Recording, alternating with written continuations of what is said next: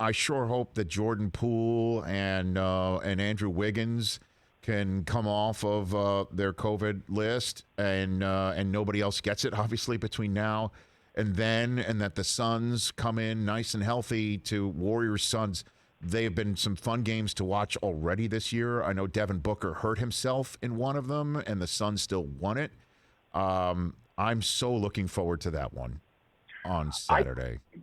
I think people underestimate this Phoenix team. Like, go back and look at the postseason, and we can talk about Chris Paul, obviously, is having another all-NBA quality season. But go back and look at that postseason last year. They won games. They closed out a team without Chris Paul.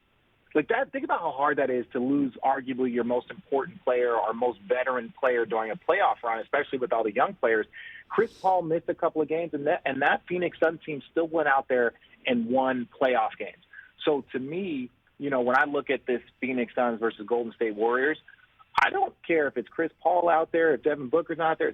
That team and Monty Williams has that team playing such a unique and together brand of basketball that it's just, whoever they put out there, I think it's going to be a quality game. Obviously, we hope everyone is healthy. But even regardless, if there's one or two key players missing, I still think it's going to be an amazing game. Well, I mean, your name comes up often around here, Richard, because you were one of the many. But you were definitely the one who cut the deepest a couple of years ago when I said that I had my opinion here on the show that the Heat, fresh off of finishing second in the bubble, should not break up their team if Giannis was made available. Your reaction was priceless, telling me I didn't know jack about it. I'm just paraphrasing. You were much kinder about that.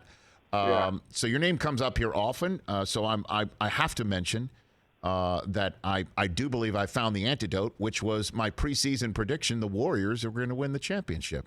How about that? Ooh, I like that. That is so much better than not taking a 26 or 27-year-old Giannis onto the Antetokounmpo. Yeah. Like, it's kind of like the people that were like, I saw some tweets the other day when people were like, now that the Cavs are good, like Bron, listen, Bron, we do not want LeBron James to come in here and mess. It's like, shut up.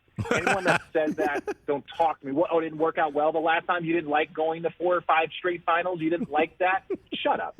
If LeBron James showed up and said he's changing the name to the LeBronettes, Cleveland, deal with it because you're going to be excited at the result.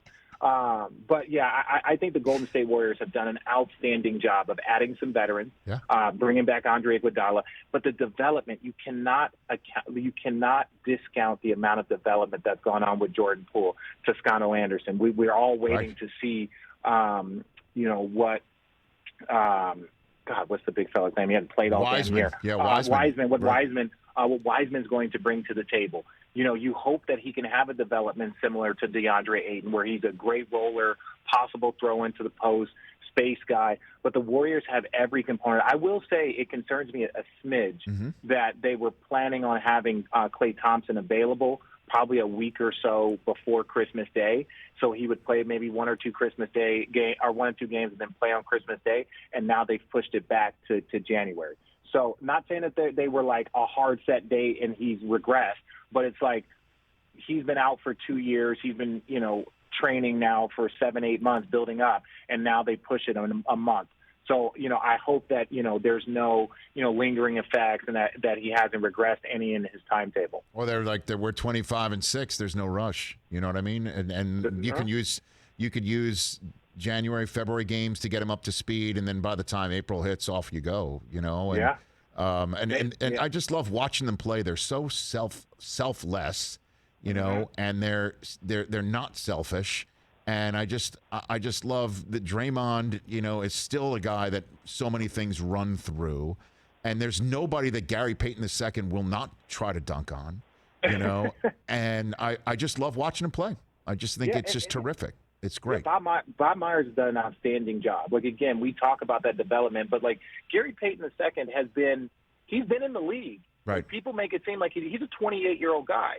And everyone knows his dad, so it's not like this guy was flying under the radar. Right. But sometimes you get a guy, and it's like, oh, he fits. Not only does he fit with us, he excels with us. He's not a shooter. He's not necessarily a scorer, but he's a hellacious athlete and a ridiculous aggressive defender. That's what you need. You're like, we need as many talented smalls that because look, we got enough shooting with Steph and Jordan and Clay, and we got enough shooting, right? You can even go with Wiggins and Otto Porter. We got enough shooting. Who's going to come out here that's going to be a dog on the defensive end? And I think you see that he brings that. So if you got 3 shooters, 4 shooters on the floor, and him, even though he's not a great shooter, like that team has such beautiful balance. And the thing that I love the most is that 2 things. One, Steph is the biggest encourager of all of these young guys. Like, he is cheering on the bench. He's jumping up and down. And 2, all of these guys want to see Steph succeed. So there is no, I want to get mine. They're like, oh, Steph's got it going? Fire it up, Steph. Fire it up. Let's go. Let's get him screens. Let's do this stuff. And it took a while, I think, for those young players in the last couple of years to learn how to play a movement-style ball with Steph. But now that they figured it out, they are dominating. Hey, you watched all the way to the end. Thanks for that. Watch more right here.